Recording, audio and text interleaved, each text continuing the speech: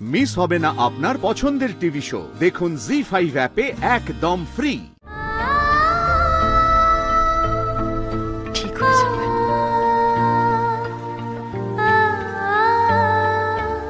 কিছুই হয়তো আর কোনোদিন ঠিক হবে না।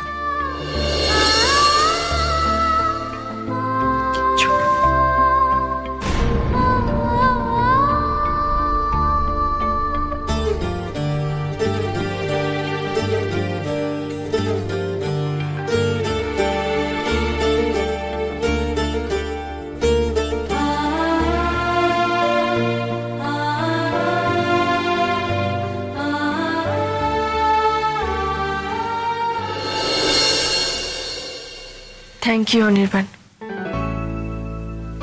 তুমি আজকে আমার জন্য যা যা করলে,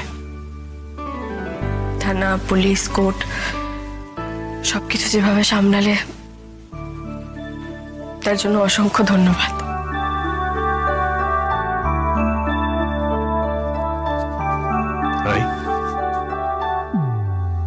এভাবে কেন থ্যাংক ইউ বলছো আমাকে?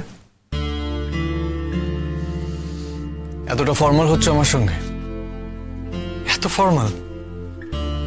রাই, তুমি আমার জন্য কিছু করলে বা আমি তোমার জন্য কিছু করলে আমরা একে অপরকে ধন্যবাদ জানাবো। হ্যাঁ, এভাবে তুমি বললে না আমাকে, এমনভাবে কথাটা বললে যে আমার মনে হচ্ছে তুমি আমাকে ঠেলে দূরে সরিয়ে দিচ্ছ।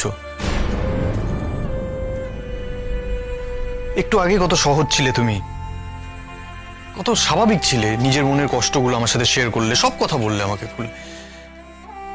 আর এখন দেখো, থ্যাংক ইউ বলে ধন্যবাদ জানিয়ে আমাকে দূরে ঠেলে সরিয়ে দিচ্ছ। রাই, আমি জানি রাই, এই মুহূর্তে তোমার উপর দিয়ে একটা বড় ঝড় বয়ে যাচ্ছে, আর আমার মতন একটা মানুষকে বারবার এই মুহূর্তে তোমার পক্ষে ক্ষমা করে দেওয়াটা কঠিন হয়ে দাঁড়াচ্ছে, এটা আমি বুঝতে পারছি।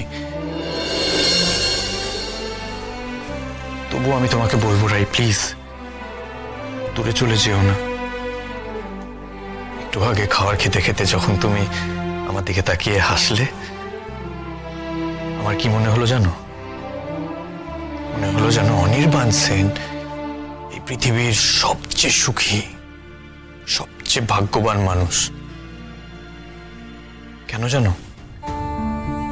কারণ এই অপদার্থ, এই অযোগ্য, দুর্বল মানুষটা, সেই মানুষটার সব দোষ, সব অক্ষমতা তুমি ক্ষমা করে দিলে, নিজের করে নিলে, আবার তাকে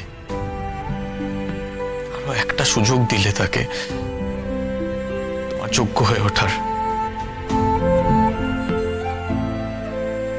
অনির্বাণ, এতটা আবেগপ্রবণ হয়েও না। আমি একজন সামান্য মেয়ে, আমার ক্ষমা করা না করায় এতটা মূল্য দিও না। এখন এতটা মূল্য দিচ্ছ তো,